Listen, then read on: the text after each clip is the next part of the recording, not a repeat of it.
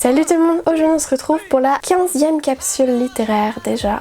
On est à la moitié normalement, à peu près la moitié. Et aujourd'hui je vous propose un roman qui m'a personnellement énormément plu et qui fait vivre des émotions fortes avec beaucoup de tension. Votre estomac n'a qu'à bien se tenir. Et sans plus attendre, je vais vous le présenter avec un immense plaisir.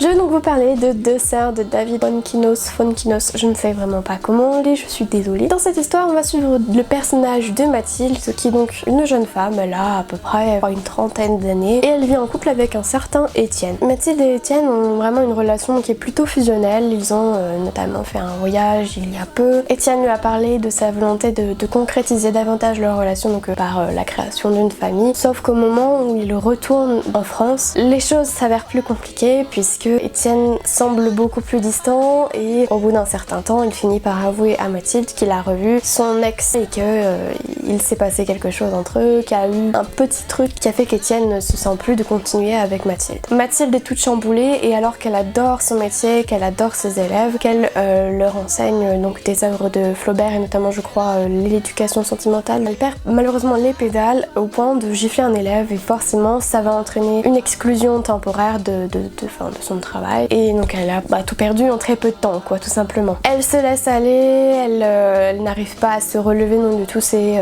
échecs et sa sœur, qui est très alarmée par la déchéance de sa sœur, décide donc de l'aider et lui propose de venir s'installer un temps chez elle et son compagnon. Donc la sœur de Mathilde et le compagnon de celle-ci ont justement réussi à créer une famille, ils ont tout pour être heureux et progressivement, alors que Mathilde s'installe dans ce cocon familial où tout semble parfait, où tout ce que Mathilde désire se trouve sous ses yeux, concrétisé par une autre qu'elle. Progressivement, il va se mettre en place une ambiance plutôt malsaine. Mathilde va commencer à développer de la jalousie et progressivement, l'ambiance va devenir de plus en plus pesante avec pas mal de rebondissements en prévision. Le moins qu'on puisse dire, c'est que l'ambiance de ce livre est vraiment incroyable. L'auteur arrive à créer une ambiance qui va peser sur le lecteur sans pour autant le dissuader de continuer sa lecture. C'est vraiment, on a envie de savoir la suite, mais en même temps, qu'est-ce que c'est dur de continuer, de se dire oh mon dieu ça va être encore pire, ça va être encore pire. Mais est-ce que ça peut être pire? C'est ça la question tout au long, c'est est-ce qu'on peut tomber dans le pire que ce qu'on a actuellement? Et c'est vraiment, je pense, à ce niveau-là, un très bon roman, c'est qu'il vous fout mal et en même temps c'est agréable, enfin comment dire, ça prouve le génie, le bon travail fourni par l'auteur. Et oui voilà, l'ambiance est sombre. Si vous souhaitez quelque chose de joyeux, je ne pense pas que vous le trouveriez dans ce livre, mais c'est vraiment très sombre, c'est pesant, c'est incroyablement bien fait, bien écrit. Les personnages sont réalistes et je pense que ça participe un peu à ce côté pesant, c'est qu'on se dit que ça pourrait nous arriver sans se trouver dans la même situation que Mathilde. Et vraiment, c'est une lecture qui rend accro tout simplement, c'est qu'on veut savoir la suite et c'est peut-être malsain quelque part, mais on ne peut pas s'en empêcher, on veut savoir la suite, on veut voir comment la situation va évoluer, comment Mathilde va évoluer, comment la sœur de Mathilde et Mathilde vont pouvoir continuer à avoir une relation saine et stable, j'aurais envie de dire, pour finalement avoir une espèce de catharsis, un petit peu d'explosion finale qui me fait du bien finalement. C'est ce qu'on attend tout au long du roman, on attend le dénouement et le dénouement était incroyable. Personnellement j'étais là à lire et j'étais choquée et en même temps en mode waouh, c'est un mélange de choc et pas de bien-être, mais on expulse plein de sentiments un peu négatifs en même temps. Tout ce côté pesant il s'en va d'un coup finalement et je pense que cette construction peut vraiment vous plaire pour les vacances. C'est vraiment un roman qui vous plonge dans un univers, dans un cadre précis, mais vous oubliez tout ce qui se passe à côté, vraiment vous restez focus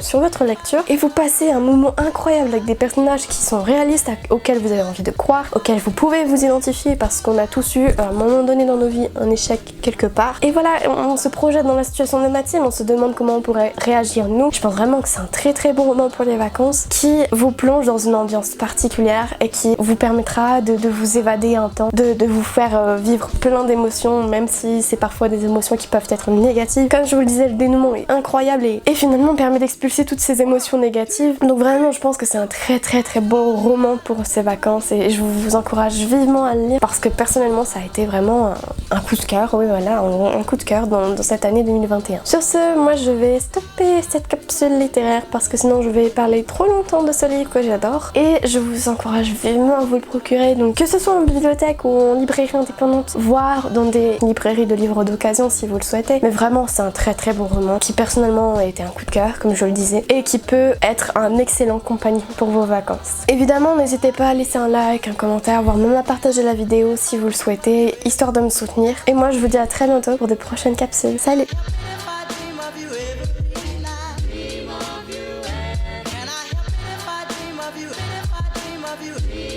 you.